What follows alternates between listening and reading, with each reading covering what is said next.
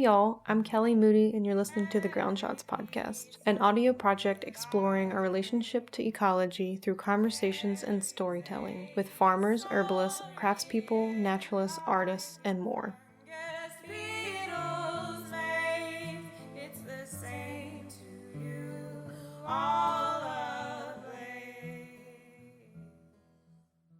Hey y'all, it's Kelly. Welcome to the Ground Shots podcast. I'm currently running some errands in Nevada City, California.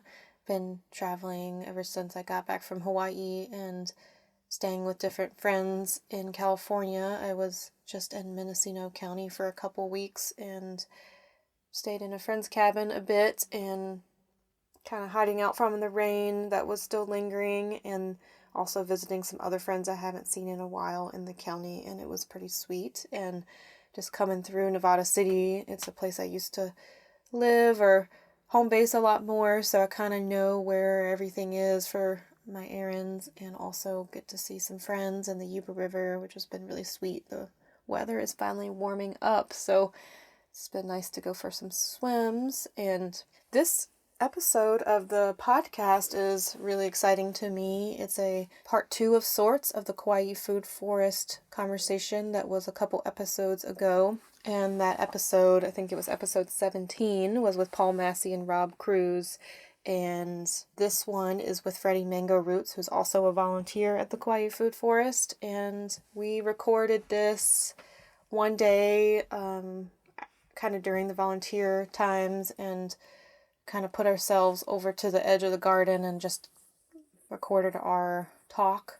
I worked with Freddie the first day that I was volunteering at the Kaua'i Food Forest, and it was really sweet. We dug some turmeric together and did some mulching and some other projects, and it was neat to be introduced to a whole bunch of new plants with someone who kind of was showing me a lot of things. And I don't know if he realized that that was really great, because I really thrive off that. Like, what's this? And, what plant family is this? Or, what's the Hawaiian name of this? And so he pretty much always had the answer. And he found out about my podcast project pretty soon after. Somehow, I'm not all the way sure how, but he found out pretty soon after I started volunteering at the Kaua'i Food Forest, and encouraged me to share it with all the volunteers. And that kind of started the process of okay, let's talk about the Kaua'i Food Forest on the podcast. So I'm really grateful for that little nudge, because I'm really excited to share more about that project with y'all. And in this conversation with Freddie, we touch on some personal stories of his, and also more on the plants and the Kaua'i Food Forest. So we discuss a bit about Freddie's experience living in the wilderness on the island of Kaua'i, including a crazy story about a helicopter crash. And we talk about kind of growing up in the Deep South.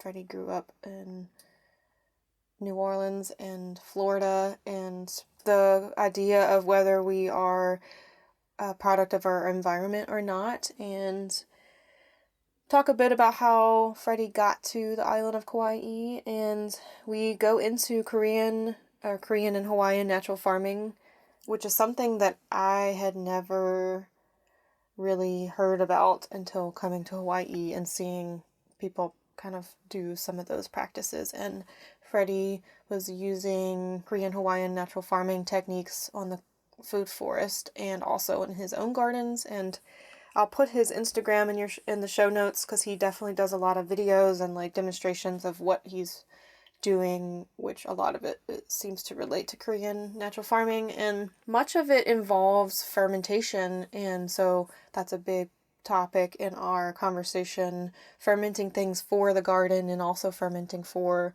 our bodies, and how that's all related to our connection to the land. So we go into that, and we talk about the importance of cultural and ecological diversity and symbiosis in relationship to fermentation. And we go on a little walk the second half of the podcast, maybe the last 20 minutes or so.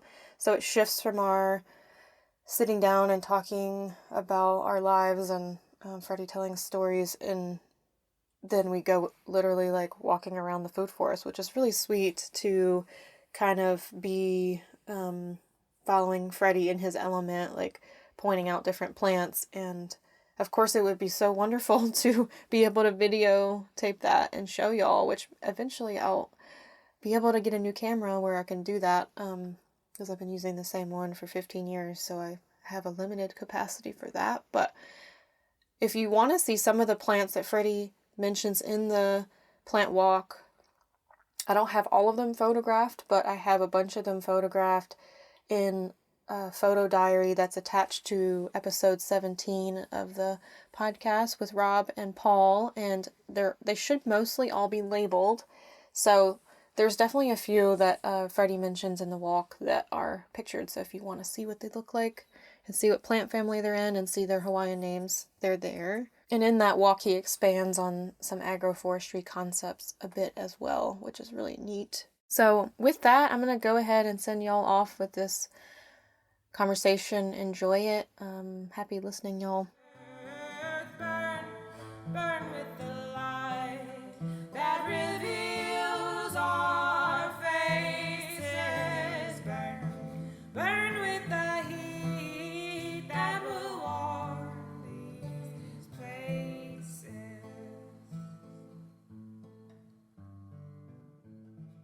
My name is Frederick Reddock, aka Dr. Mango Roots, and we are at the Kaua'i Food Forest, which Regeneration's Botanical Garden, here on the beautiful island of Kaua'i, Hawaii, in the Pacific Ocean.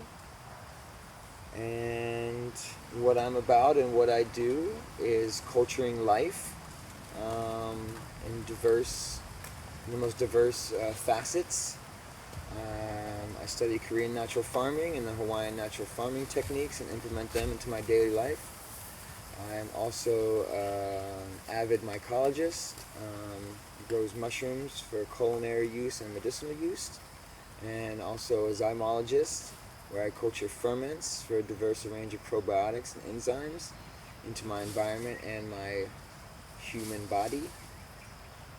And I'm also a syntropic food forester, implementing symbiotic food and forest systems to culture life and diversity between humans, animals, plants, and microbes. Sweet. All the elements of Earth. Do you write or do any kinds of story shares? No, but I have to. I did tell a story at the open mic the other day. I watched this helicopter fly out of the sky, and I had to rescue these people on Kalalau Beach. When you used to live there? When I used to live there, yeah. Me and my friend Stryker, we had to rip the door open from this helicopter. It was it falls out of the sky like nothing. It was oh, there's a helicopter coming by. Oh my God, it fell out of the sky. Boom. And I just instantly start running. Next thing you know, I see my friend. I'm like, oh shoot, there is Stryker. We're going. There's gasoline coming out the back. We're like, shut it down, shut this fucking thing down, shut it down. And literally so full of adrenaline, the door was stuck, and we ripped the door off of the helicopter. True story. Oh my God. And it's in the ocean. No, it was this guy dropped this helicopter 10 feet to the right of rocks and 10 feet to the left of the ocean. And the water was coming up almost to, the skid or whatever. Yeah, Was he trying to land on the beach? No, something was going on with the engine. Something happened. I didn't ever really get the whole story. How? We spent 7 hours, with these people on the beach. All the people, we brought out all the blankets and the pillows and anything else we could afford to bring out, which was everything. We don't really care for much, so took care of this family. It was a family of 4 from Austin, and then there was a guy who was a fucking dick. He was a traveler who was happened to be put on the same, there was an extra spot, and he was probably cheaper, so he's I'll take it with this other family. So he gets on, but he get me out of here, get me out of here. And that same company came back and picked him up and the pilot before any rescue or anything came, and they were gone.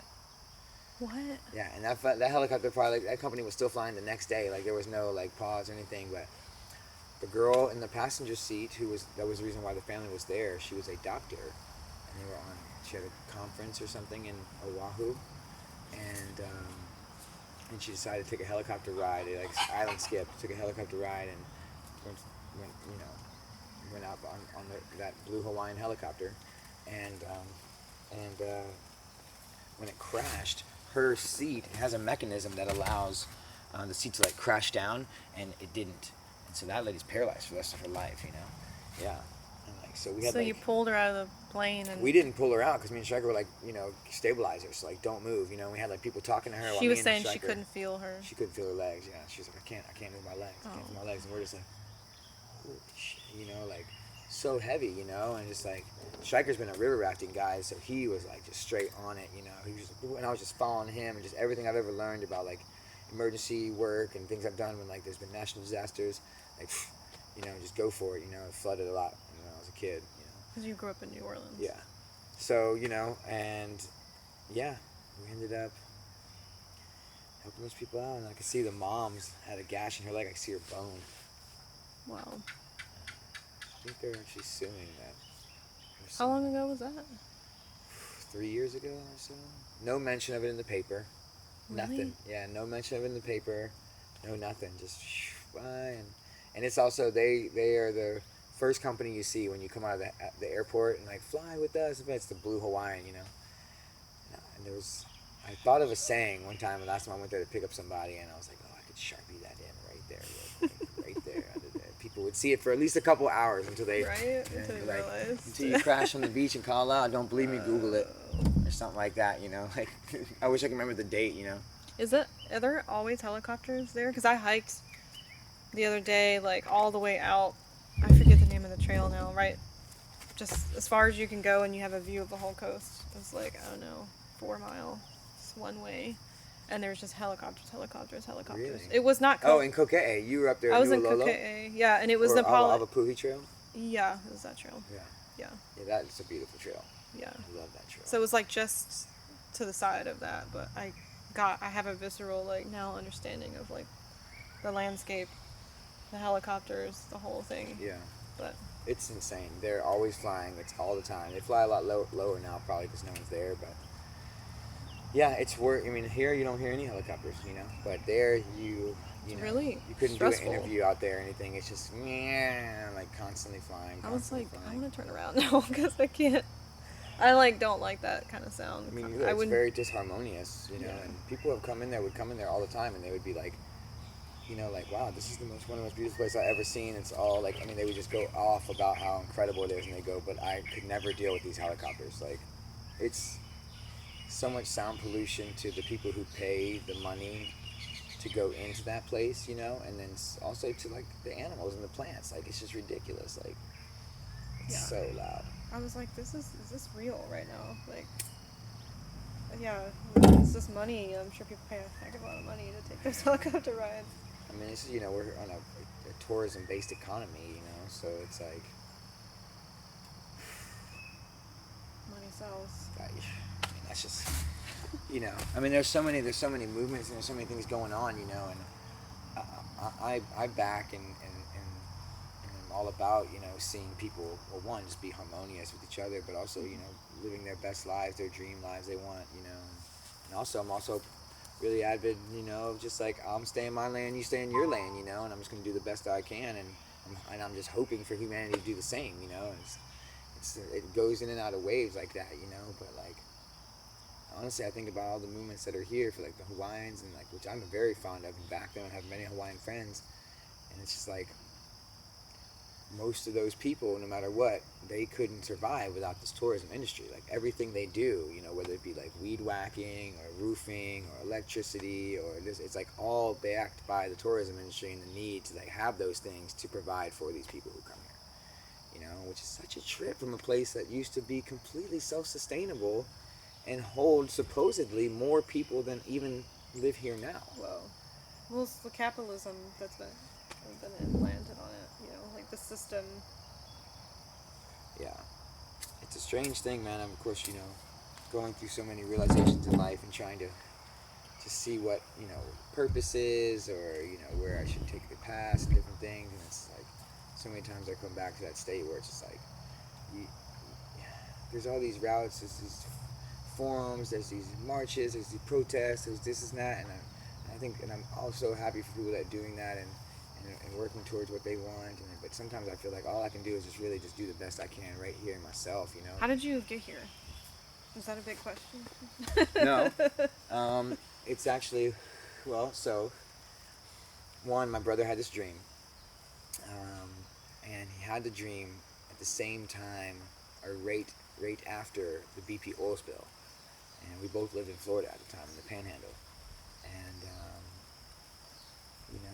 maybe could be slightly conspiracy theorist style, or, hearing things, from the locals that we lived around and with, and about different parts of the beach and the oil and this and that, and how it was all covered up and just sank to the bottom and it's still there, and there was all this stuff going on. They put this dispersant on it. They put the dispersant on it, yeah. And so, in these cases of like different things, and then really it was weird too when they were giving all the free money out and like asking people to sign these things, but you could never sue us. We'll give you this immediate $5,000, but you can never sue us later. And I just feel like there's gonna be a lot of bad things happening to some people there who were staying in that water. But he had this dream, and in the dream he saw Kalalau and the mountaintop cathedrals, from the ocean right there. And then he just so happened to be traveling and was trying to find this place to live, like in harmony with nature, and they found that place, and they flew here and they lived there for a year. And in the very beginning, when he first got there, he went swimming on the beach, after like his 4th day, until he finally went to swim on the beach. It was nice enough, and he looked back and he was like, oh my God, this is it, this is from my dream. And he came back and told me about it. I lived in Florida still. Like, oh man, look, man, if you ever got to get away, you got to need to like move on, or anything's going on in your life, like there's this place, on this island, which I couldn't pronounce at the time. Didn't even know that there was multiple islands, it's just the ignorance of your upbringing or whatever you were tuned into. And he said, there's people that treat you like family, and you just fly there and you go to the end of the road and you just walk 11 miles, and people will know who you are and they'll treat you like family. And so, yeah, a couple months later, I was just pent up. I was working 2 jobs, trying to support keeping a house and all this stuff. And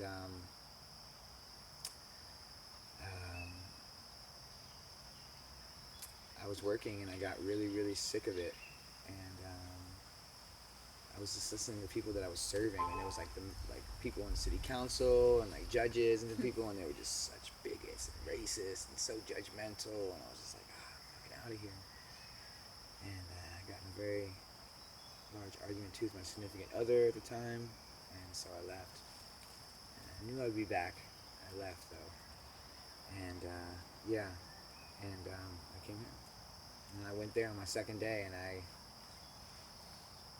was there for many years, 6 years almost, basically. And if people have never been there or been in that region, it's pretty wild and remote. It's very, very wild and remote. Yeah, it's, 11-mile hike from the end of the road. And there's I think there's 12, 13, 1,400 feet of elevation change, It's just really, really rough trail, So you didn't know what you were getting into? I had no idea what I was getting into. I just went out there, and there was, people that lived there, and the whole thing about it too, it's illegal, it's a lot of controversy behind that also, because we are talking about, somewhat, not fully, but somewhat pristine archaeological remnants from the ancient Hawaiians, and we're talking about hundreds, if not thousands, of terraces. I'm sorry, and some of them are low. You can say that, and we can be like, oh, it's terraces. Yeah. I like using those words. Yeah. Yeah. So. Whoa. And there's just so many of them. There's so many, and then I was just kind of ignorant of it all. I was just living my life, and I was free, and you go through so many things. I thought I was so super cool, and that everyone in town is so dumb, and this and that, and then because I live in the wild. Yeah, because I live in the wild, and I drink spring water every day, and I eat wild food every day, and I don't wear shoes, and I don't even really wear clothes that much, and eventually I just grew up, and I love that place, and I'll always want to go back there, but I realized, that one, it's not really sustainable for me to even live there. It's illegal, and right now it's really non-sustainable. And most of us had to come to town to get foodstuffs and different things, and we were using tarps and buckets, and so.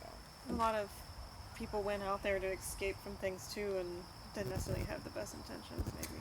Yeah, right. Yeah, there was a lot of different types of people. Everybody wasn't the same type of person. You know, they call people out there, oh, you're all hippies, you know, this and that. But it's really like not even like that. Like there's barely any hippies. You know, most of those people can't even stay what you would, and that's just a derogatory term too for a broad spectrum of people that I can't even describe. But most of those people who would be described like that wouldn't even stay very long. You know, the people that stayed were the ones who really could do it. You know, and trap wild animals and really put their work into the garden with hand tools. You know, and carry water for miles to water those plants. You know, in the summertime, and store seed and source seed and forage for wild foods and mushrooms. You know. What did the Hawaiian people feel like about all the people that lived there or live? I mean, it seems like it's not happening like like it used to, Right. but I mean, some are, it's both, there's both sides, of it. I've met some Hawaiians, even when I was living there, who would come out there a lot, and they had a lot of respect for me and what I did because they knew my individual behaviors and my individual, like, philosophies. But on a whole, no one really likes it at all, None of the Hawaiians like anybody, and if they had to ask them right now, even with this, including Freddie, they'd say no. We don't like any of those people in there.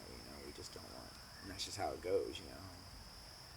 It's really it's a bittersweet thing, and yeah, it was like my last time I was there that I was out there, and I was going back in to get my kayak, knowing that I wasn't going to be going back there for many months. I was going to go work a job, and so I was getting my kayak out, and I was in there for a month or so, and I found some really beautiful ancient tools and places where they prepared food, and after that, as I found that, I started to look at everything differently. Like all the things that we were building on and we were living on, and people were moving the rocks, were all like people's homes. And I'm not saying that change doesn't happen and things don't go, and also that the Hawaiians didn't move those same rocks to where they were, But it was just like, we aren't supposed to be living here. Like this is probably part of the reason, is to keep this as well. And I saw some hales, some Hawaiian houses, that were fairly destroyed, like the foundation from years of people being back there, and then also people that lived there during my generation. And I just thought, man, like, as strange as it sounds, someone who's such a long resident, I just don't think anyone should really ever live there, long term. Visit there and maybe visit in different types of capacities, not exactly lined up with the DLNR, but living there for long term, it really take a certain person who's really Pono, who really could understand like archaeology and understand how the ancient systems work, and implementing some of those, which we did in there. We implemented an ancient loey system that had,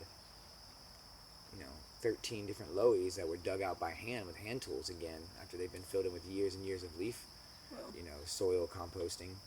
Um, and yeah, they're running to this day, really overgrown, full of weeds, but now there's a complete loey system, in Kaua'i that wasn't there for 100 years or something.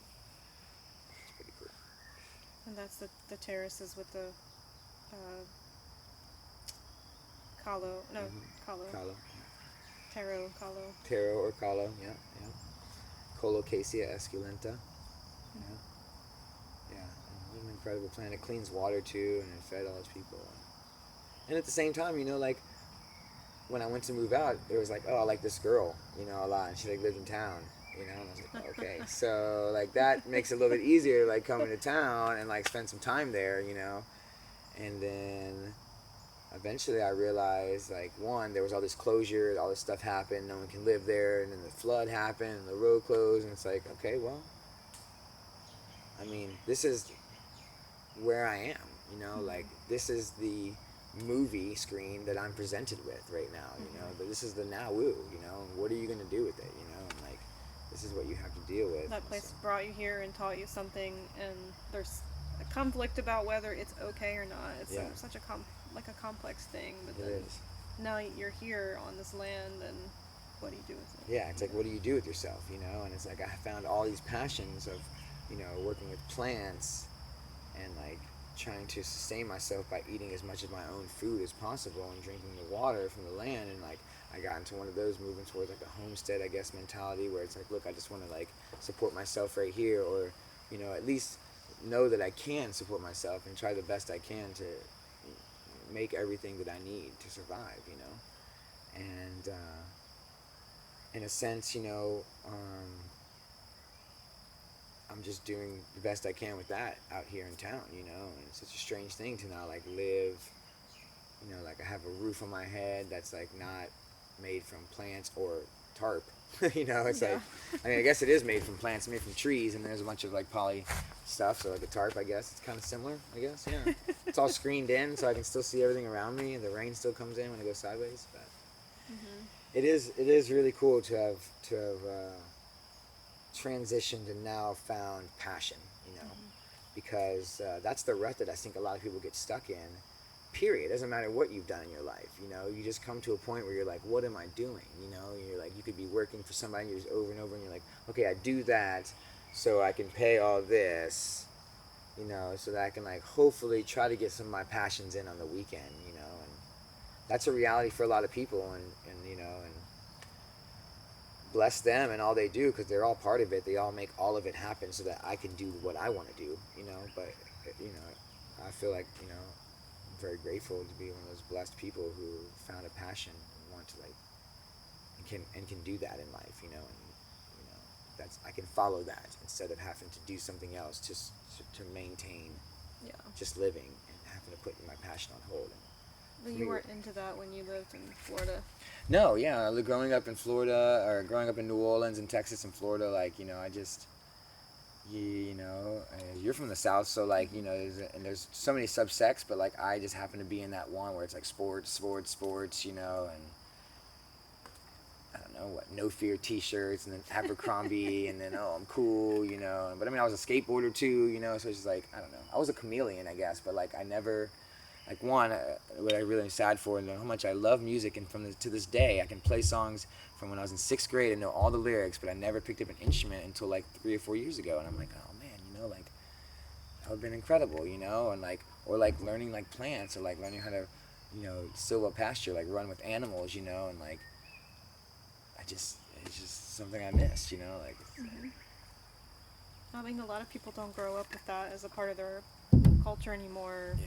Because we've kind of given that away to an extent. You know, I feel lucky in that I had an element of that in my life, because my dad's into plants, and my you know, came from a farming culture. But it's still like not this kind of tending that I see happening here and what y'all are doing. Like this kind of relationship with the land. Kind of almost have to discover it and also learn from people, elders, and the people that are out there who do know. Right. Know, totally. Piece it together. Yeah, I'm just absolutely blown away by the systems that are implemented here, and things I've learned from the people that are here. And, you know, not that I am saying that it's the best and the most powerful system, and I guess just everything's adaptable, right? To like your environment, you know, you have to adapt, you know. But I think on the level of where we are here in the environment we have and what we have to work with, that we have done an incredible job of creating a symbiotic relationship between the plants and the microbes and the humans, and of course the birds and all the different animals that are here, and the pollinators, you know, that have all these amazing places to live in, and the plants to, you know, and the pollen to pollinate our other plants for us, you know, and they're all part of this amazing, you know, ecosystem that's kind of like, you know, in a sense, kind of just like feeding and nurturing itself, you know, really without too much human interaction, you know. It's like we had to do a lot of work to like implement the systems and put them into play, you know, to mimic a forest as much as we can, but also in a sense not just a forest like with old growth where we have trees surrounding us, but forests where most of them produce fruit or nuts, you know, and having like understory plants, and then mid-story plants, and then ground cover plants, or bush plants, and then ground cover plants. It's a pretty incredible system, you know, to put together. It's still adapting every day. It's still changing, you know. But I think, wow, what a great accomplishment to be able to realize, like, oh, we need everything here to like work together, you know, and be in a kind of in a living system, you know. Everything's in a living system.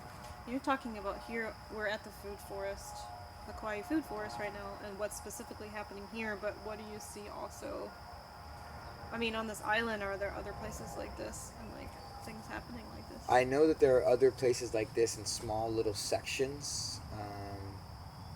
For one is because where I live, it's very similar to that. You know, the guys that I live with, who are incredible. And I know there's people back here, and a lot of people who have come here over the years and volunteered who have implemented what they can of this system into their own homes or land and property that they have. But I don't know if there's anything as established as this in this small short of time, the 7 years that this has been going on, maybe 7.5 now,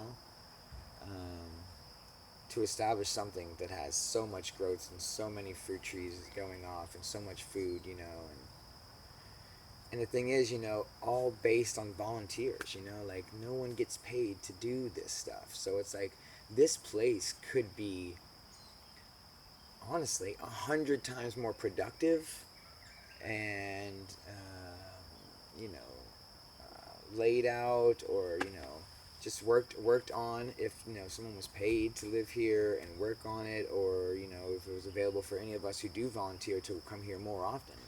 And some people do, you know, some people come 2 days, like Paul and Marshall, and I used to myself, and even Rob, and like some people just come 1 day, you know, and it's incredible all the work they can get done with just manpower, volunteer hours, 1 day a week, you know.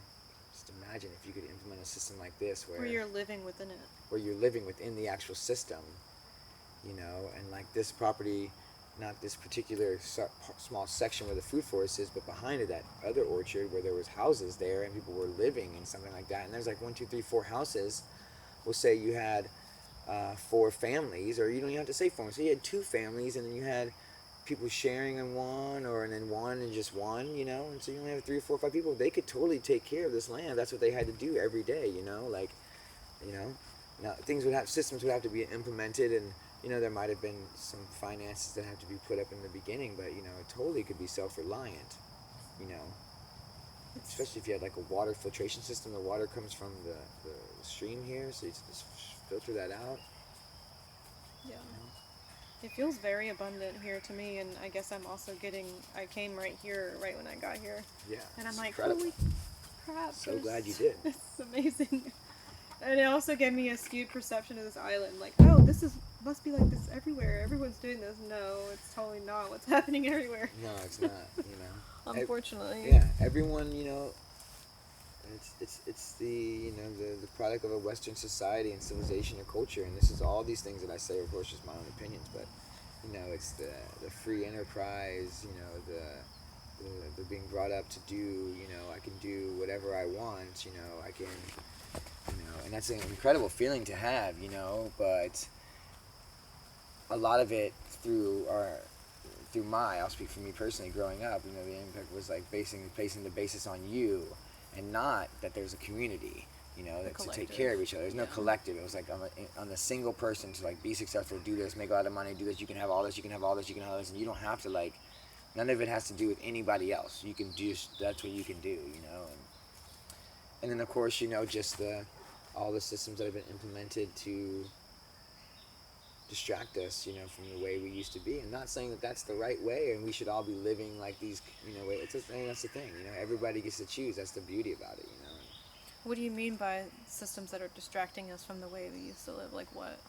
Well, you know, like if you think about like, you know, television, for example, which can be good and bad, or like radio, for example, or you know, like advertisements and magazines, and then you have to also think about your cultural practitioners, and by that I mean like your family and people passed down and who are around you, who like impose their ideas and thoughts. I mean, you know, if you think about it, like, you know, like how much really free will do we really have? You know, we're all just products of our environments that make us, you know, get us into certain systems, you know, here and there. And I'm saying we don't have that, but I mean, it's just a lot of it is based on influence, you know, and what we do. And so a lot of people have their own ideas by the way they're a group of how we should do things, you know.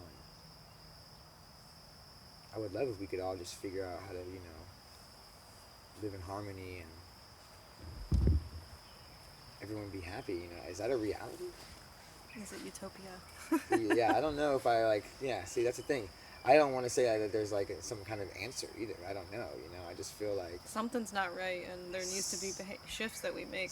Yeah, something's not right. Yeah, and I think philosophical and behavioral shifts, like yeah, spiritual totally. shifts. Yeah, spiritual shifts and just like just awakenings and like realities. Reality mindsets. Like what's really going on. I mean, for the most part, most people just have no idea what's going on, like when it comes to like their everyday life. I don't mean like the fact that space is not real and that you're not your body and all these other guru type things. I mean just real things like what's going on in politics, what's going on with putting in your food, what the people are teaching you through the education system, like those are things most people have no idea. Then they wouldn't even think to go try to see if everything they hear is true or not. It's just like believe what and then you just and then you just believe basically based on your systems of upbringing from the first place. You just like believe like what your dad believed, and not all of us do, but in a sense like that can happen, and you can just be a product of like your beliefs. And so the fact that like, you can disagree with something instead of being like, okay, do that, finally comes like, yeah, and you're like, I don't do that, and you're like, why don't you do that? Because none of my family ever did, and that's just how we do things. Like I was saying with sweet potato greens earlier, like, well, no one ate sweet potato greens because it just wasn't the way you did things. Right, it just wasn't the way, And supposedly they're more nutrient dense than the actual potato, so it's a strange thing to think. But also as a person, or people, ancestors coming, they plucked off these things. They see this white sap coming out. They're like, I don't know if I want to eat that. Like what's that? Yeah. Yeah, it's a strange thing. I'm dealing right now with some issues with my own father. Who is, in my opinion, a bigot and a racist. He lives in Mississippi, and anyone who tells you I'm not a racist, like I don't know, I'm like instantly questioning like why are you even saying that, and like the things my dad says to me are so messed up. And he says to you? To me, yeah. I mean, he calls me on the phone, and I mean he's he'll disrespect any person of any other, if you're like not of anything that he's ever known. So let's just say, for example, like if you are Muslim, or you're like into some strange different type of music, or if you're not white, and like it's like, one, I'm just very fortunate that my mother raised me, but in another sense, it's like I went through so much anger and being like, I fucking hate this person. I fucking hate them, Like I could never talk to them again, and I would be totally fine with that. And I've had a lot of discussions with friends, and one time I had an awareness that like, wow, like this person is a product of their environment. My dad has no idea what the fuck's going on in reality. He has no idea. He just watches his certain little shows, listens to his certain little shit, lives in a certain little brain, and that's it. And I just think, what a strange thing, that's his reality, and in that reality, he believes that he knows so much that, or at least has his pride feeling enough to disrespect a person of another race or another thought belief process to the point, where I just can't, I have to hang up the phone, because I'm just like, I cannot believe that people even act like that, and it just, yeah, it's a strange thing, and through that is where I think I've been able to make a shift in my own life to like everyday relationships with people. And when I'm like, take things personally, which I do, within that, if I can, I get a chance to take a look at it and realize like I have no idea what that person's going through, what they did to me or what I took. One, they might not even have meant it like that, but I could take it the wrong way. And if they meant it like that, it still has nothing to do with me. That person's just going through their own shit, and it's like, it's hard to know. That's how I feel about my dad, but then he can't see that's how it is for everyone else. He's like, I can see that he's struggling and he has his own, my mama is a racist. I heard my mama tell me they can go back on the boat if they don't like it. Like last year at Thanksgiving. Too, when I go home, it's really intense. Yeah, asking me if my girlfriend was white. Like I said, she at the time I said my girlfriend, Mexican and Irish. But does she look white? And I was like, you Oh gotta my be God. fucking kidding me. Like, it's 2019, you know? But it's like, that shit is still alive. And if you asked me 5 years ago and people were like, you know, how bad's racism or whatever, I'd be like, I guess it's not that bad. Now I can really see, like, oh my God, this shit's alive and just as bad as it ever was, you know? And so is the fucking male chauvinistic domination patriarchal shit that I could never see before when I was growing up because I was oblivious to it, you know? Also oblivious to, like, my small amount of white privilege that I've had in my life, you know? And it's like, not that I want to disrespect or say that, like, just because people are a certain way and they're born a certain way that they, you know, that's bad that happens to them, like white privilege or whatever. But I think people having the understanding of, like, humbled enough to know that, like, whoa, it's because of certain ways and, like, because you are blessed enough to, like, do that you're like that. And it's like, because, you know, why I know that is because, like, I can feel that and be like, okay, I can admit to somebody, like, yeah, dude, like, I might have grew up poor and think I'm like this hood kid who didn't have shit, but, like, I was white and I had something. And the reason why I can say that and hold that is because I put judgment on other people. And I'm like, I know so many rich kids here. I'm like, you do all these amazing things, like, but you wouldn't do shit if you didn't have all, like, you do all that because you had every opportunity ever afforded to you, you know? And one, I'm worried about the wrong fucking thing. I know that. I'm a hypocrite. So I'm looking at it the wrong way because I should be only just focusing mainly on myself and what I'm doing, in a sense. Because I'm like, what am I really trying to prove to that person if I say all that stuff to them, but you had all this, and they go, okay, great, man, straight, You were I saying did. about this individualistic culture earlier. There's a community accountability and a community process, and where do you do that play, you know, between the individual and community and how we all, like, come with what we have, you know? Yeah. If you come from money and you try to do the best you can with it, what can you really, I mean, how do you traverse that, you know? Right. I think something that came up when you were talking about this too is, like, is it inherently, do you have to leave a place in order to become open-minded, or do you, like, because I come from a rural town in the South, right, and I always felt like, I mean, of course you don't know when you're in it, right, what you really are saying or doing or acting, so I can't say that I wasn't also shitty or whatever, but I was constantly like, something doesn't feel right. I'm questioning this. I'm questioning Southern Baptist stuff that I was being faced with. I'm questioning, like, these words people are using to describe other people. I'm Right. questioning, like, how we're taught we're supposed to deal with the gender binary, or, like, you get married, you have kids, you do the thing, you know, like, all this stuff. Like, before I ever even left, but then when I left, it definitely gave me an objective perspective of it. But I guess I think, like, that whole nurture versus nature thing, like, someone like your dad, I mean, he's a product of the place, but it almost gives him, like, the excuse to do it in a way, like, that you can't find from within yourself the empathy for humanity and for the care of the land and each other. Right. It's like, it's so hard, because sometimes I think staying put is the best thing for having a deep connection with place. Mm-hmm. But if you stay put and you don't have any kind of, like, reflection, then it can create toxicity. Totally. A cesspool. Uh-huh. So where is that, you know, Right. play? There's no flow. You have toxicity. You have a cesspool. The water doesn't flow.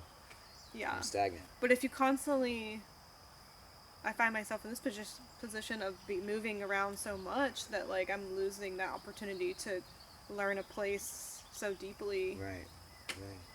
Yeah, so there's a lot of those thoughts coming up Yeah. in my head with you talking about that. Totally. And Yeah. And also, you know, my dad, it makes me think, when I think about and discuss those type of things, you know, like, what effect did those have on me as a human? You know, like, I've had many discussions with my mom, you know, where I've cried tears, you know, with my mom, and we both apologized for things that were wrong. And I realized, like, when I was growing up, I never ever saw my mother and father at the dinner table together ever in my entire life, you know, and I saw them fight. I saw, like, fighting is all I remember after that, like, even going to visit, and, like, you know, I never saw, and I saw my mom marry many, many times, you know, and my mom is such an amazing, beautiful woman, you know, and I just realized, like, my mom's just my age, going through the same life struggles, trying to raise these two into another third, like, pretty bad kids, you know, I mean, my brother and my sister's amazing,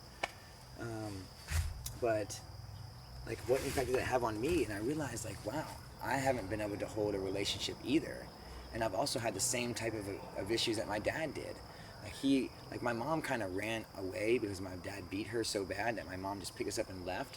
But like my dad didn't try to make it work, not that he should have or anything, or that they should have worked it out, I don't know.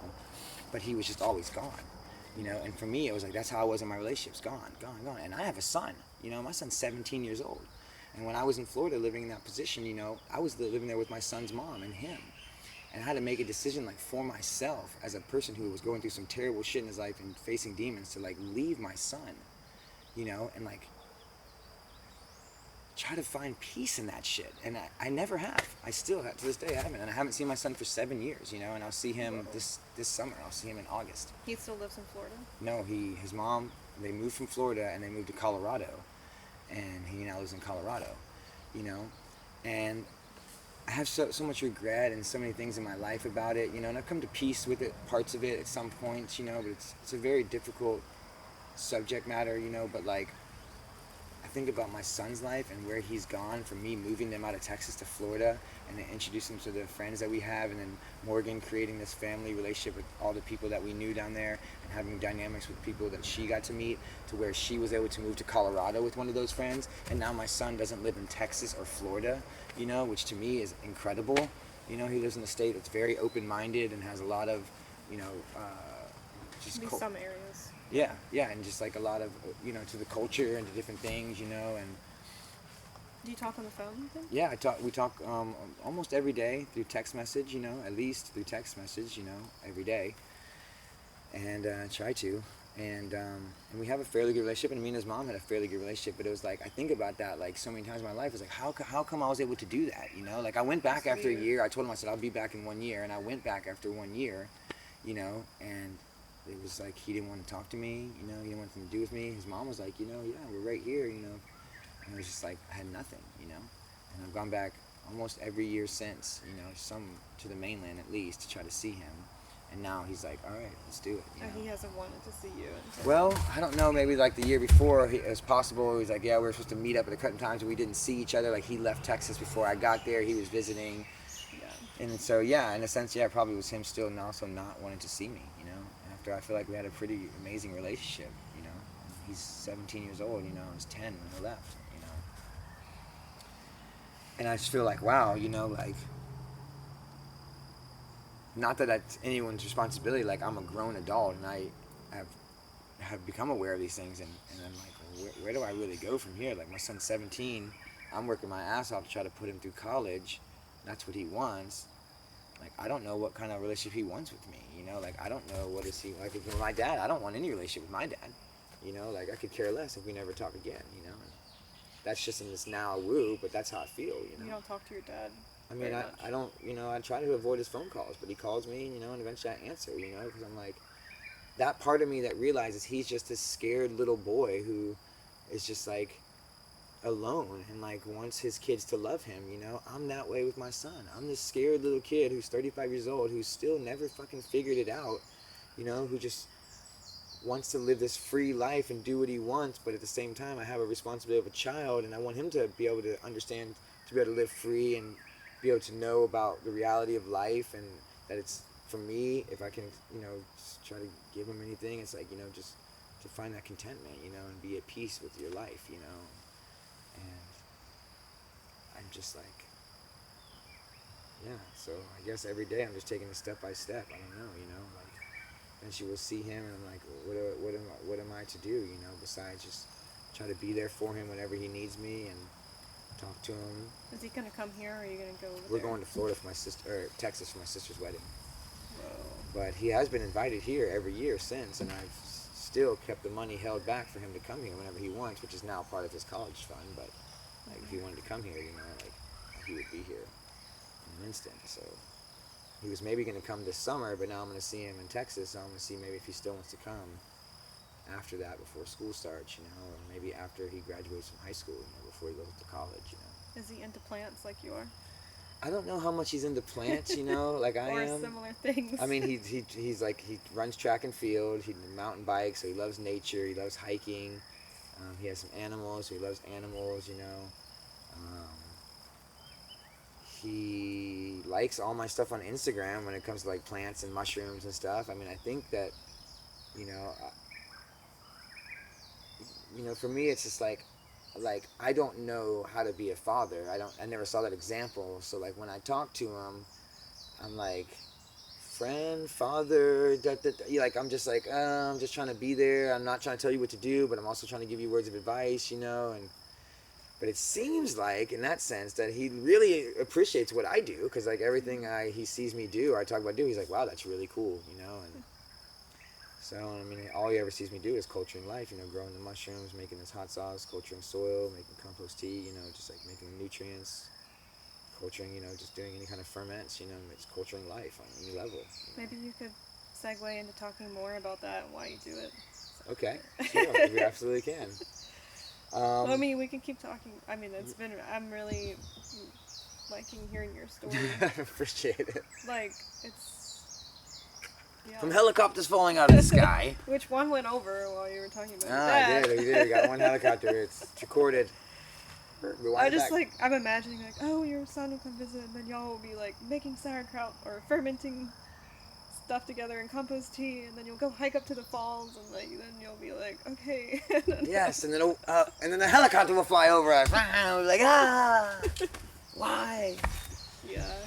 Yeah, and and that's the thing, that's the beauty of it, is that I'm just not giving up, on whatever it's to be. I'm just open to it, Yeah. And that's being that open is that's the segue into what happened with me with the cultures and the fermentation, is just like living with nature and as close to nature as possible, and being like, wait a second, got a lot of people in my family getting sick. My mom's had cancer 3 times. Whoa. I'm like, okay, let's look into like how we can become as healthy as possible, because I still have bad habits, I still do things, but I'm trying to create the best habits I can in my life and maximize the ones that I already have to their best possibility, to help my body, and that's just really so that I can experience this life to its fullest, because like also there's a side of it where people eat whatever they want and they feel good and they feel happy, and what am I to say about that? Like I have nothing to say about that, but I do enjoy being able to have the motion, like I'm agile, and I feel like I can go hiking and I can do these things, that I can have these experiences in life, that I'm diminished by like handicaps through sickness or different physical, things that physical capabilities that you can't do, And so in that sense, next thing you know, I was just like studying about natural medicine, plants, and just doing my own research, because I lived in the woods and there was all these plants growing around me, and I'm like, oh my God, is that really a weed or is that medicine, or like, is that really a weed or is that edible, and like, is that nourishment, for my body? And then it comes full circle. There's so many things. I mean, you come to find out that you're made of like fluids, water, and you want the best water, and you're also made of electrical currents and waves, and then when you're viewed by someone else, you're particles, like there's so many parts to it, to the whole, that you can say, oh, well, and how can I just, maximize my potential for experiencing this life in these moments, and I think working with the microbes, which, depending on how you look at it, are kind of our ancestors, the single-celled organisms that were able to first process carbon dioxide or monoxide or whatever it was, the gases, into oxygen, so that, eventually we could be living, breathing humans that we are now. It was with us. It's great. And through that, I see like, well, that's bacteria, that's fungus, that's these enzymes that are breaking down certain things to give us life. Someone said, I don't know if it was Sandra Katz, I'm assuming you know of that person. Yes, much a mentor and a hero, for sure. Who, maybe it was in his book, or maybe it's people I study with in Asheville who were students of his or whatever, that culturing things creates culture. He totally did say that. I think that's like in his that. book too, the wild fermentation or artist fermentation one. Yeah. But Like, and part of healing our culture might also be participating in these activities, whether it's to give back to the land or to your body or to your friends' bodies or community's bodies or whatever. Totally. And it's almost like a ritual, a religious act to choose to step into that, right? It does. does feel like that. It really does. It feels like,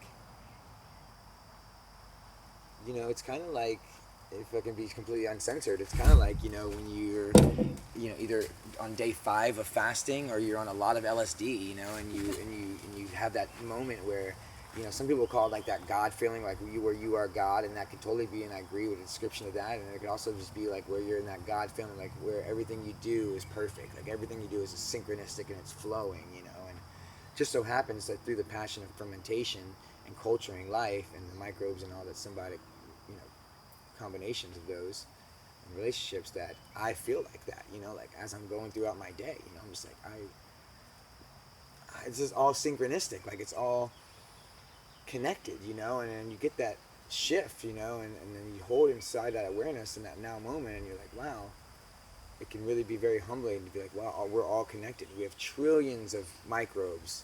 We have more microbes, than we do, human cells in our body, and then it's like coming to find out through research, and if all this stuff's true, I'm not I don't have a microscope or anything, but I tend to believe some people who are, saying the same things. A lot of people are in these peer-reviewed studies, and that soil microbes are the same ones in these probiotics we're taking. Like, it's all connected. The soil microbes, us, and it's like, wait a second, the soil microbes and us are connected. Then wait a second, that means the soil microbes. If you know anything about the soil food web, like Dr. Elaine Ingham's work, and any kind of work with soil, is that the soil is the one actually feeding the plants. Like, you're putting all this stuff in the soil, but it's the microbes that break down and are able to chelate those things so that they have, their symbiotic combination or symbiotic relationship with the rhizosphere and the plant, where they exchange those nutrients for the exudates and the sugars that the plant provides to those microbes. And it's like, that's insane to think, like, it's all so connected.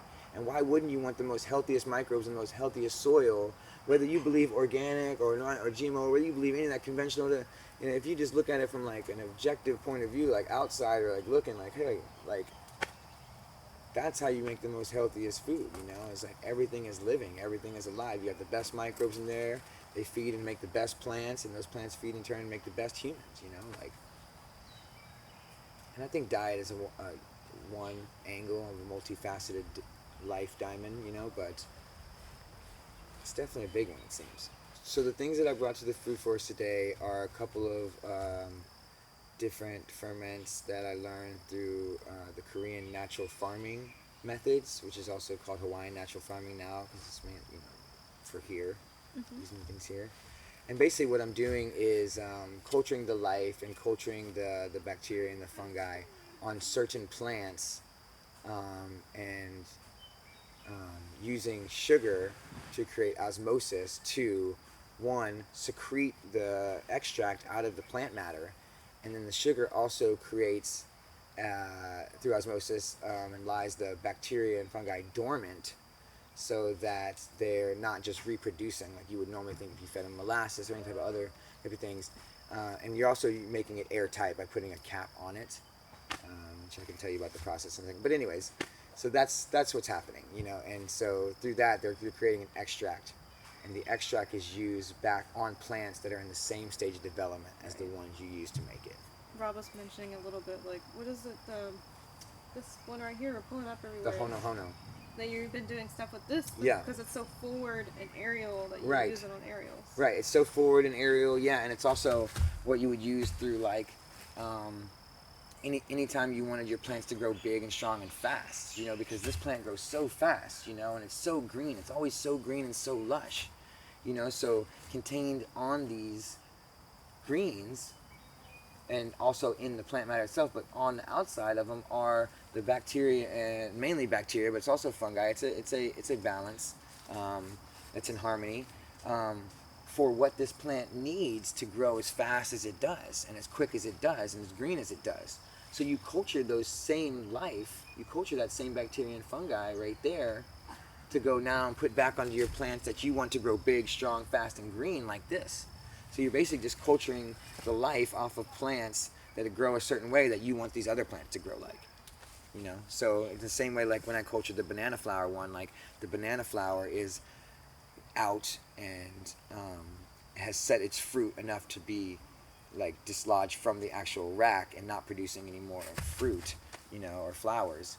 And so then okay, the fruit has set, and if I harvest a banana flower just now, then I want to spray this on plants that have their fruit set, and that's just culturing more and more, because those bacteria already live there, already on those plants you're spraying. But what you're doing is you're inoculating them with more of that bacteria, that can help shift the balance, into the most proper place for the best growth for that plant, And it's also helping because it's made from sugar. You're also going to get a higher Brix count. You're putting that in there, so you're going to get a sweeter, most likely, fruit. And through their study and their sciences and all the data they've done and analysis, that the system seems to work. It's been proven now to work on definitely all fruit system and orchards like that. And since we have so many fruit trees, I thought we'd try it here. And you also don't need electricity to do it. Which is awesome. You can do it all right there. You don't need no electricity, no refrigeration. You just use raw material, and you create the extract. And the way you do it is whatever your plant matter is, you weigh that on your scale.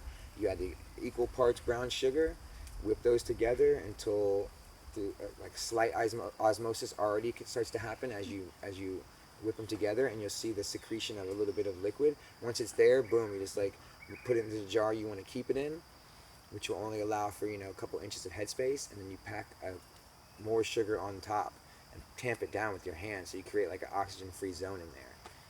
And then the process happens. I was talking about osmosis. The bacteria are rendered dormant, but are pulled through osmosis into this extract that is now also shelf stable. Right. And that you can take off. You need to refrigerate. Yeah, and it's like 1 to 500, 1 to 1,000, for most of these. And there's a lot of them. Today, the ones I brought today were the fermented plant juices of the hono, and the fermented plant juice of the comfrey, and then the fermented fruit juice of the banana. And then I also brought the water-soluble calcium phosphate, which is made from pouring vinegar and acid on a base, which the chicken shells and the bones, I guess, are highly, what do they call it? Alkaline. And so it creates a chemical reaction, and in that chemical reaction, the vinegar is able to pull out the calcium and the phosphate from those things. Within people put that in their bone broth when they want to get the bones. Right, exactly. Right. Drink it. Right, yeah. Exactly. Yeah, which I think is a great idea. And so then you have it. And also, I make it for myself too, because I use the eggs that are local from this guy that I get my chicken, my eggs from. He has local chickens, and you clean them out, toast them, and then you make the nutrients, and you can actually use it for humans, to get the calcium uptake in your body if you're not getting a lot of calcium. You can almost drink any of the stuff you brought. I have. I actually tried every single one of them. I will not try the water soluble calcium phosphate because it doesn't smell too good. That's probably because the bones are old, bones from around just found in the yard, and it's pasture land, so and you got to char them up, so it's a little dark. So you take that, and then you were using like a sprayer earlier. Yep. And you take. Okay. Now I'm doing lower like roots, or now I'm doing aerials that are setting fruit or whatever. And so you put a different combination in the sprayer and dilute it for each system. Yeah, for each system. Yeah, and I just dilute it, and then I try to start off with the bases, which is going to be like for green plants, and for things growing fast. And so then I can add my flowering stuff to the top of that if I want to, because the flowering can still take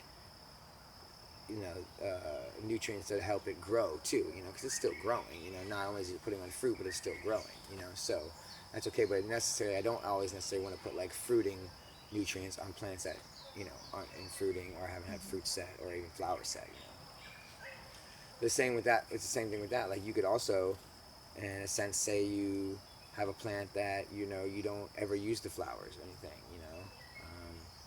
and which are always useful for pollination. I love flowers, but say you have so many flowers, like on the coleus or something, and you wanted to do something for spraying in plants when they just are fruiting or just showing flowers, expressing flowers, you'd make the a fermented plant juice from that.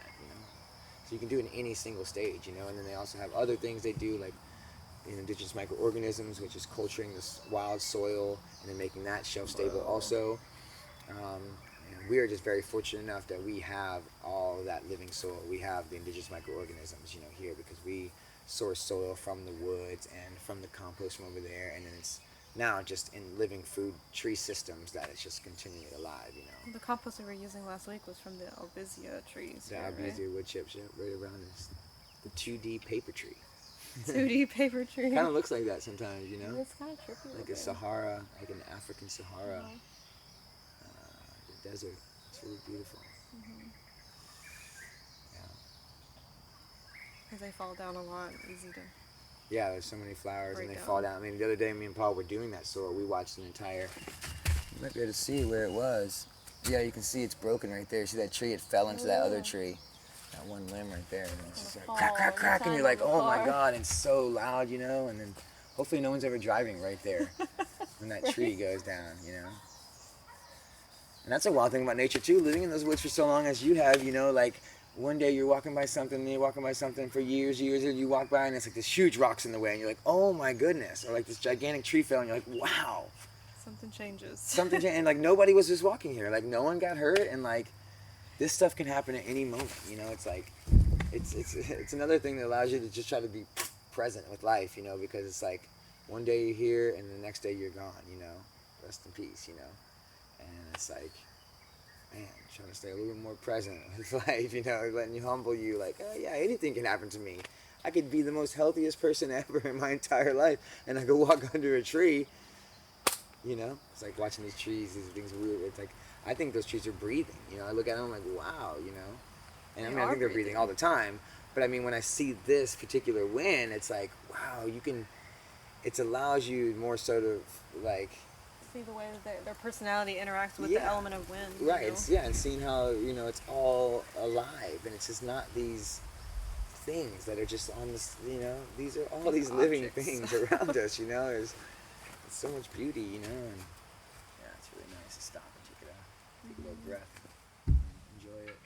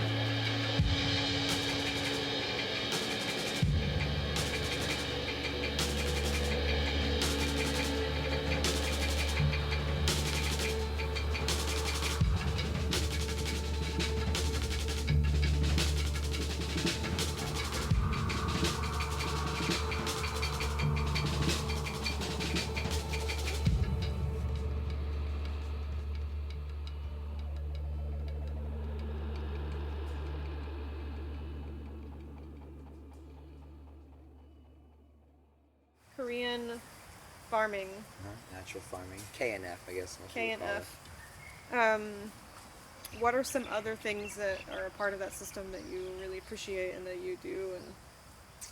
And Well, a part of the whole, like, if we're talking about fermenting and culturing system, it's just, all types of fermented foods, with sauerkraut and kimchi and kombucha and kefir. oh, right, you do a lot of those.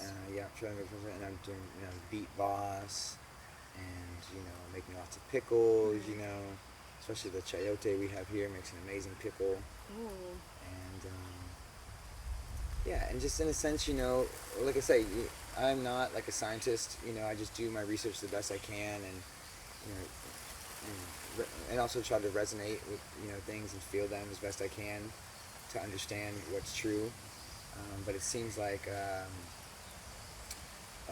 many people are in agreement that fermenting vegetables and different things allows you not only the whole probiotics thing, but literally allows you to actually have the nutrient uptake you need.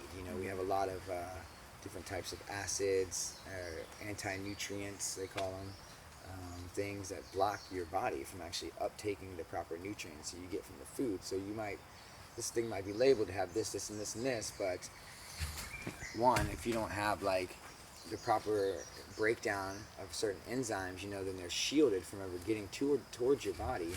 And then also, if you don't have the certain proper enzymes to break down those things that we're talking about, like once they're in your body, like the ones that are living in your stomach, then you're never going to be able to process them and get them through to your colon and different places where they can use to help you, And so I think that the ferments really break through that wall, like you're saying, culture brings culture, and so like you're bringing the culture that you make from the foods around you and from the air around you. You're producing these cultures out of thin air, basically, by just feeding them certain types of things, and then allowing them to get into your stomach. So therefore, that culture breeds more culture, and now you have that culture living in your stomach, and you have a better culture, a strong culture. And those things basically go upon like almost like a balance and scales weight system. I mean, if you have, if you have a bunch of bad bacteria in your guts or whatever, you have dysbiosis or, different types of bacteria that are bad for you, it's because they were able to get over that 50% mark. And so once that happens, they will colonize and change your other bacteria to those bacteria. And so the same thing goes when you're introducing these good ones into your bacteria. Once they tip the scales again, now everything becomes in that favor and you get a little bit more of a balance. You're always going to have those bad ones, whatever, but they'll be shifting over to the good side to tip the scales in your favor, and allowing you to uptake the nutrients, allowing you to have better digestive, better digestion, And I'm thinking about plants like taro, kalo. Was that traditionally fermented? Traditionally, it is fermented. Yeah. It's not a part of that system necessarily, but you said that the Korean system is now, you're adapting it. People are adapting it to the Hawaiian. Right. I don't know anything about the system, so forgive me if I'm saying it wrong. No, you. But I was just thinking about that because I ate some of, what is it called again? The Poi. Poi. Yeah. And it was interesting. It's very interesting, huh? Last week. Yeah. It's definitely a soured kalo product, so it's basically you're taking the mashed taro, so you're taking the kalo that's been cooked, which is called pa'i'i, and you can eat it just like that, but then they mash it with water, and so just the enzymes from the water and the air mix with that poi, and then creates this culture in there, and it starts to sour. And yeah, it's a desire. You have to, it's definitely something that I, have in my diet, because we grow kalo at the house, and I happen to have, like, in the new school age, a cold pressed juicer that I can just run the kalo through and sprinkle water at the same time, and it just comes out like poi, and then I just let it culture for a couple of days, and it's just, to me, it's like how it all connects through, and it's in many ways and ways that it comes, but it's like one of those things where you say, oh, well, I look at systems in nature that have historically worked the best, and those are the most diverse systems, so one, I'm in agreeance with cultural diversity. I'm thinking the more people we have, the more backgrounds and the more experience we have, the more knowledge we can accumulate together to figure out how to work this the best we can in symbiosis. You know, well, the same thing with your crop systems.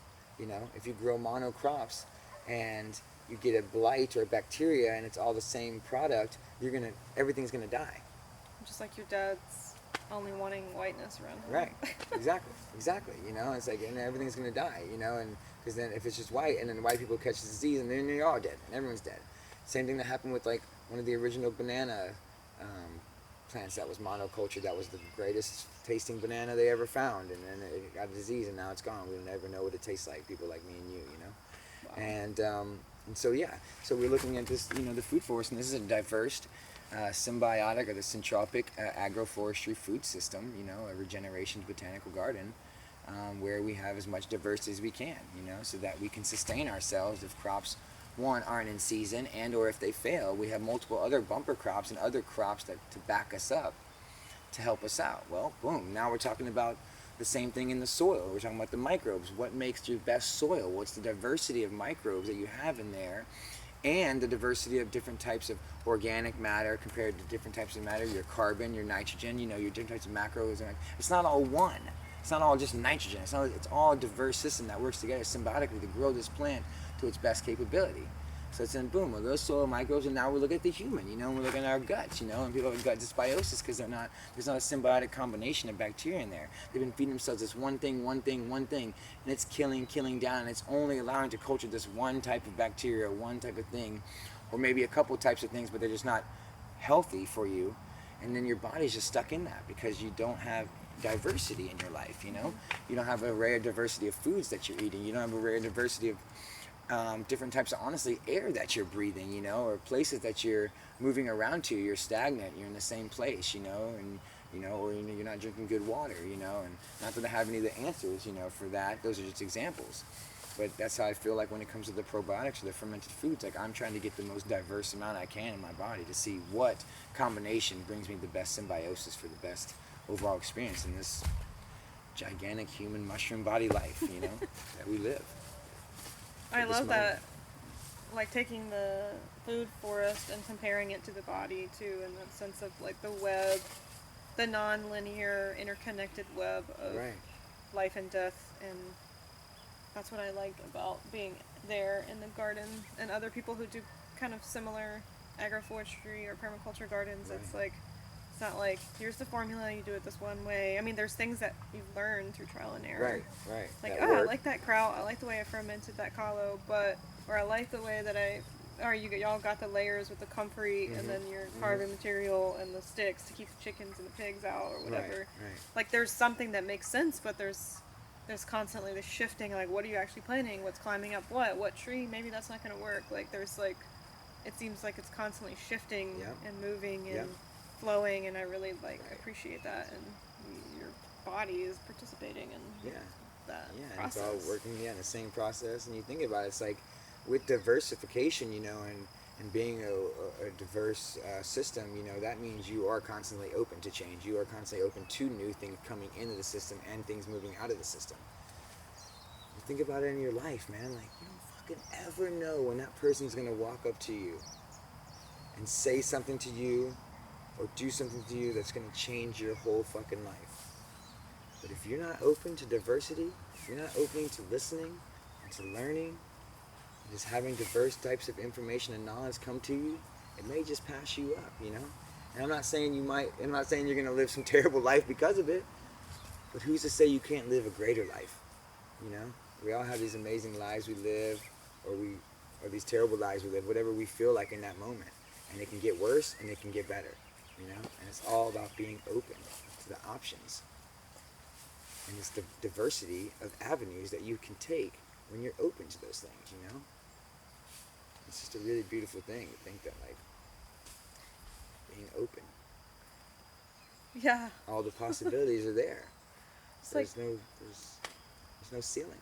The resilience, I always come back to that word, because you find resilience in diversity and in openness. Right, not just planning one thing, or not just eating the same diet, or like doing the same thing all the time. And I think resilience seems to be what we obviously need in our world. Right. creating an avenue, using our bodies to create avenues of resilience. Yep. Yeah. Yep. Using our bodies to create avenues. Yeah, that's right. That's right. That's what we're doing. Yeah. Yeah. Would you want to just walk through the Sure. forest? Alright, so here we are. Row 6. And so here it is. This is the African potato mint. So it's obviously in the mint family. It has a square stem, but it creates a tuber, kind of like an Andean tuber. It's not related. Looks kind of like a very small potato, and then from the outside looks like yacon. But it tastes like a potato, and it grows by cuttings. And one cutting can produce up to 50 little tubers, 50 to 100 tubers. And so it's just an incredible plant to have discovered, thanks to our friend Rob, good friend Rob Cruz, and implement into the system another diverse array of plants. And this one, I just think is going to really do it for us, especially culturing so much food, through a couple slips, a couple cuttings. Now, of course, we have to, chicken and pig proof it. Mm-hmm. And we are living symbiotically with them. They do get plenty of things. They do eat a lot of stuff, but we also try to save some things for the humans. And I think that's a really, really golden plant that we're just starting to discover. Yeah. I like that we planted some of the pawpaw next to it.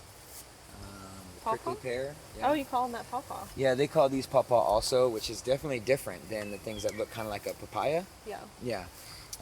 Prickly pear, and I forgot the Hawaiian name for it. I did know it for a while. Who calls it pawpaw? Cactus. People out here. It's actually in the Hawaiian book. It says that in there. Like P-A-U. P-A-W. Oh. Yeah, which is obviously like nopales is his name. Yeah. It's the nopal cactus, I believe.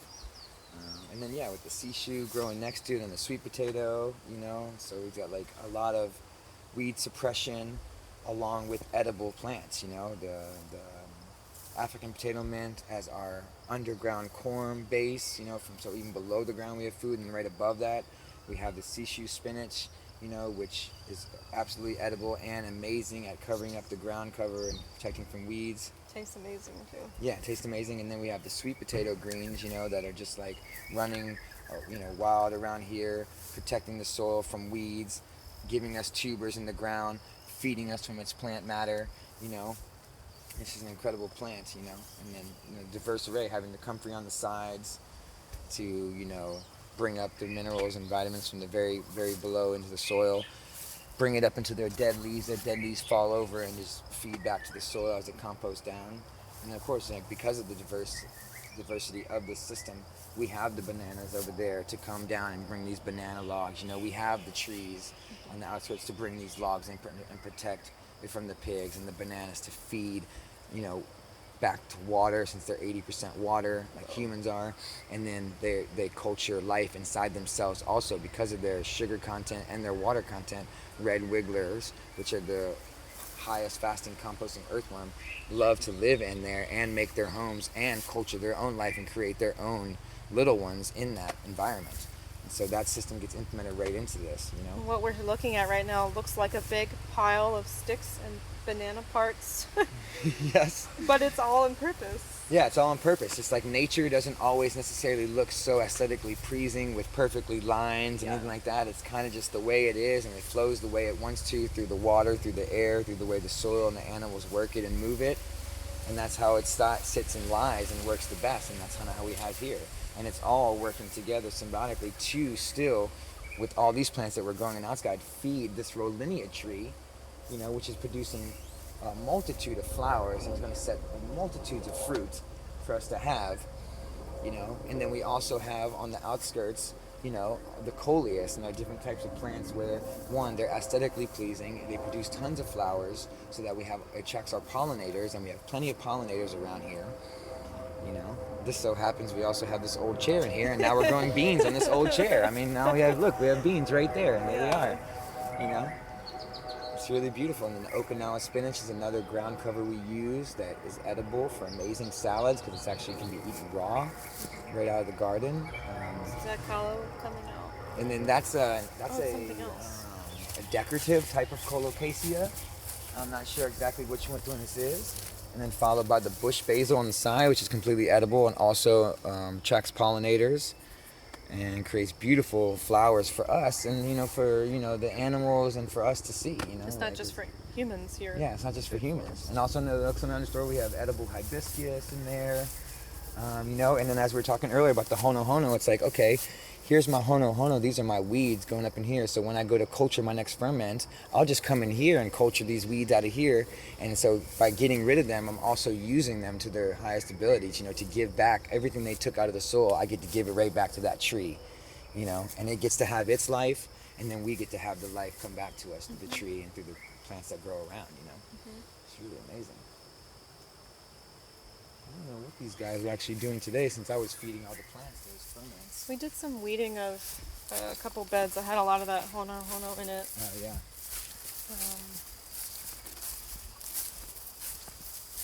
The sun coming out right now. It's really pretty. The sun's coming out. It's looking absolutely beautiful. We have another one of our avo trees from seed. This is the second tree from seed to give us fruit. So now we have all those little tiny thousands of little avocados up there. And we're going to get more avos because we had one tree last year, the first one in 7 years, to go from fruit. And now this is the second one. To go from seed, and make fruit. And now we have the second one to go from seed. Tell me how old this is again? This is no older than 7.5 years. Wow. From seed. And way over our heads. Way over our heads. We were standing under it with a full 8 feet of clearance still on the bottom side of the canopy. And open and lots of avos. I see some big ones even up there. Wow. So really, really beautiful. Look at how much shade it creates on the ground. We don't have much of a guild made here, but now we can have all our shade-loving plants, which it is shading off this coffee, which is a shade-loving plant. And I sprayed this earlier with that same banana ferment because that was a banana flower where it's setting fruit, and these are setting fruits and having flowers at the same time. So it was just at the perfect time. And you can see some of the most beautiful coffee leaves, you could ever see. Absolutely just shining green. So wonderful. I had never met coffee plant before coming here. Oh yeah, right? Cafe Arabica. Sure do. The only place in the technically United States that coffee grows is right here in Hawaii. And then you can also see at the same time, like we had these beautiful, absolutely beautiful leaves, dark green. But at the same time, we have some holes and stuff in our leaves because this is how nature is. It's not perfect, but this also shows me that this is grown the most natural way possible. The bugs and stuff, they can eat this because it's good. It's nutritious. They want it. It's not sprayed with chemicals to where it keeps everything off and they don't want to even touch it. And this could give you a problem at some points. But it's good to know that you have such a natural thing. It's going to create this amazing fruit. And for some of us, we love coffee. Yes. Like me. Drink it every day.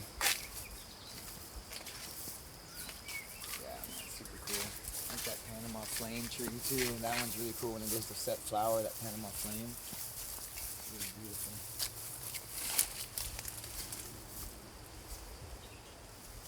Still a little green.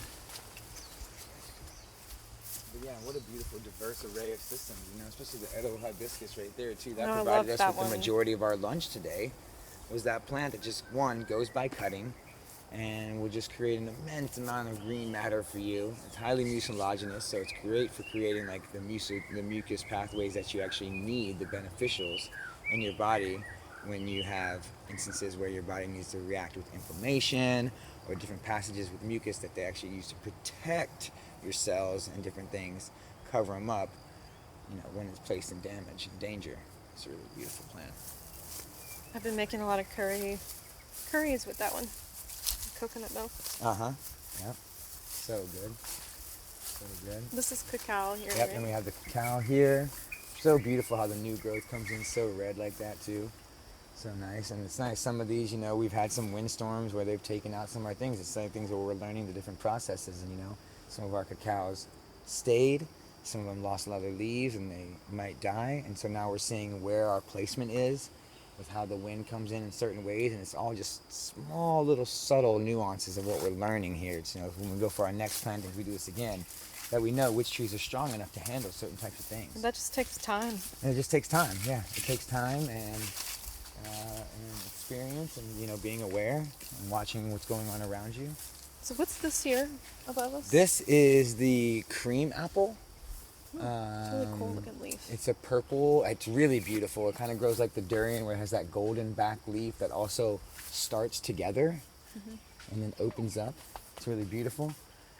And yeah, it's a purple fruit. It gets really soft. It has like that white kind of sap. It's really sticky, but it's very delicious on the inside. It kind of tastes like a wonderful grape. Like a really good tree grape. Very delicious. Very, very delicious. Here's the curry tree, the curry leaf. Like deep curry. Such a amazing smell. It's kind of it's actually in the original curry formula, but kind of got worked out of the curry formula after years and years. But in certain regions, it's definitely still implemented in the original recipes. So where is this tree native to, or like where is it? I think it's from? native to India, if I'm correct. Pretty sure, but or at least that region over there. Flowers right here. Yeah, Do you know the scientific name of this? I don't, but it seems to be in the same family as neem and the Suriname cherry. Has that very strong, that chemical has a name, and I cannot remember what it is. It's got a name, kind of almost smells like rubber, it's so strong. Like pawpaw leaves, the one out east. Yeah, that's what it has smells like. some I've never had one of those. I saw them on the internet after I moved here. It's one of those things where I realized, oh, these are mainland things. And I was like, oh my God, because the whole thing this guy was just proclaiming was about like, we have fruits like in America, and I was one of them, and I was like, I want one of those, or I want to try one at least, Okay, so I don't know what's going up right now, but it seems like we already have a gigantic tripod being put up. Whoa, I don't know. what are they doing? It's going into each one of these guilds. That's cool. It looks like the mower can still get to it. And I don't know what they're doing, but this is close to the durian guild. Huh. We have the grafted durian, red prawn. Thank you, Oliver, for that. From Aloha Honeybee. Okay, don't hurt the durian. And you have this fence around it, or we this had a piece fence of around fence. it, kind of just to keep it supported if it went to blow in the wind, But that's actually why we planted so many of these, like the bush basil and the coleus around it, because we need the wind protection. That's why these original things were bent over, because it's very, very sensitive to the wind. Very, very sensitive. You can see that we already lost our very top growth. We had to snip that off, and we're getting some more growth under here and back here. So now it has lots of lateral growth. So it does really well. We have our friend Peter Solaris out in the Fruit Forest farm over there in Australia. He came to visit us and talk to us about his durian operation. He uses a system he created called the Tatura trellising system.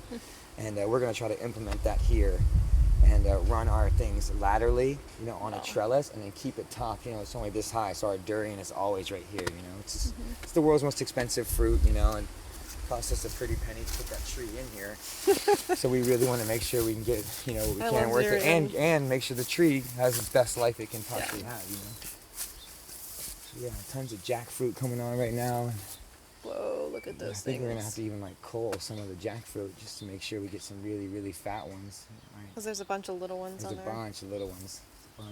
But that's the thing. We get to try that on some trees and on other trees, so we get to see, does the tree really like that? If we take some of its fruits, does it express to us that it appreciates that? Or if we leave it alone, how does that do in comparison to the other way? Or if it doesn't matter at all either way, then let's just leave it alone, because let it do its natural process. And that's a canoe plant. I know we haven't even mentioned that. The Anything jackfruit? about that, or is it not? No, jackfruit's not a canoe plant, but the ulu is, which is also an ascocarp. Breadfruit. Yeah, and the breadfruit. I just noticed this. Oh, wow. Wow, that's incredible. It's a bird's nest. It's literally hanging on by some seriously tiniest twig is holding that up. Oh my God. Do you think there's any eggs in there? I don't know. But they used a bunch of that little, those are egg sacs from certain I can't remember what animal it is. It's like an egg sac, those green and yellow things. It's they're using some of this egg sac to build their nest. And then it's probably expended already, but no, I almost don't want to touch it too much. Yeah. But they're using a piece of the branch. What's this tree here? This is the moringa? Glaracidia. Oh, glaracidia. Yeah, it looks very much like moringa. This is one of the trees. As they call it an NFT, it's a nitrogen fixing tree, but it's actually an improper name.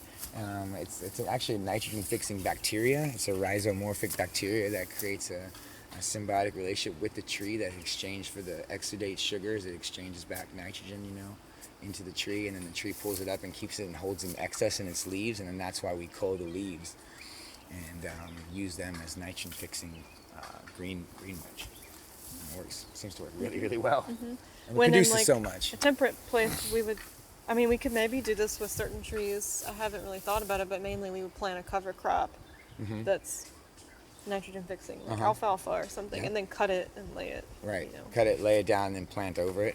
Yeah. Put a different thing in after that, like buckwheat or something. Right, yeah. And I'm even trying to get into that here. Like, I have a bunch of cover crop seeds, and I'm trying to see, what we could do, because I would love to also have, like, honestly, my personal opinion when it comes to, like, all this culturing of life and diversity would be for me to, be able to place and implement systems where we have living mulches, like, which we already do with the sishu and stuff, but like living mulches that are giving back and fixing the atmospheric nitrogen, into the soil atmosphere.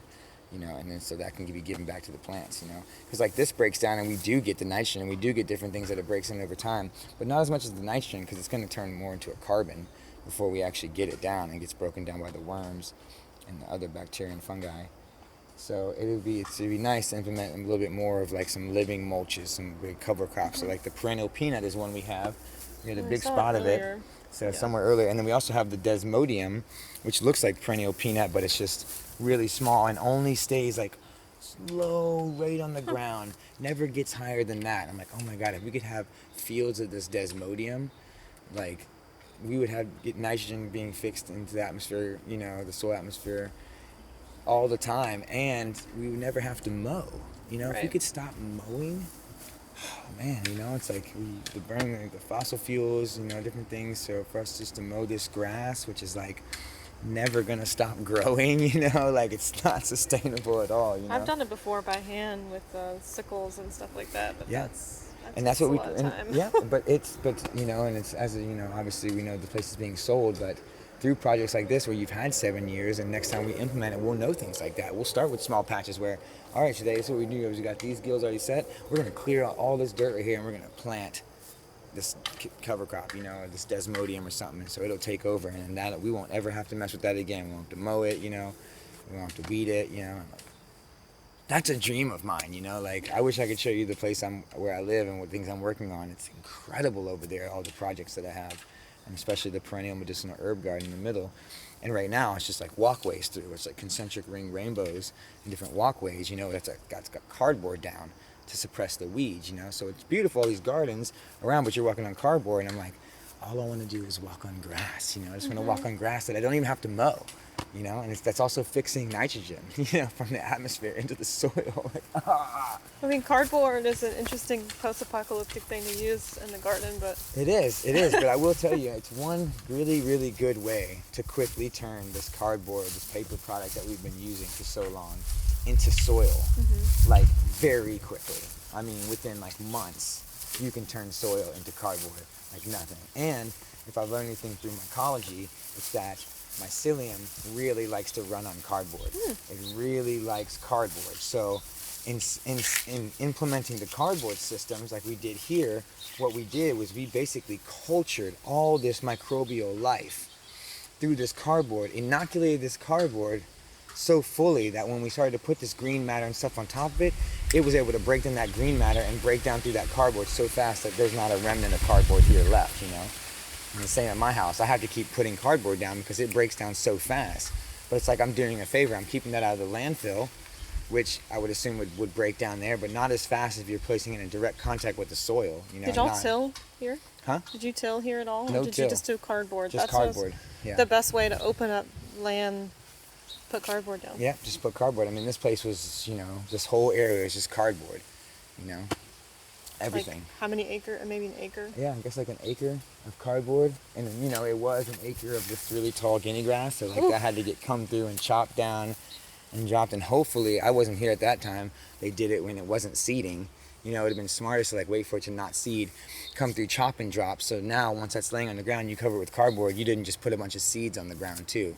Not that they're not already there, in the soil and waiting to be turned. That's another thing with like turning it, turning soil, which is obviously, a practice that we don't implement here, but it's common knowledge that once you turn the soil, you loosen it up, but you're also exposing now any seeds that have been lying dormant, and a lot of these grasses and stuff, their seeds can lie dormant for years, until they have the right environment to produce and germinate.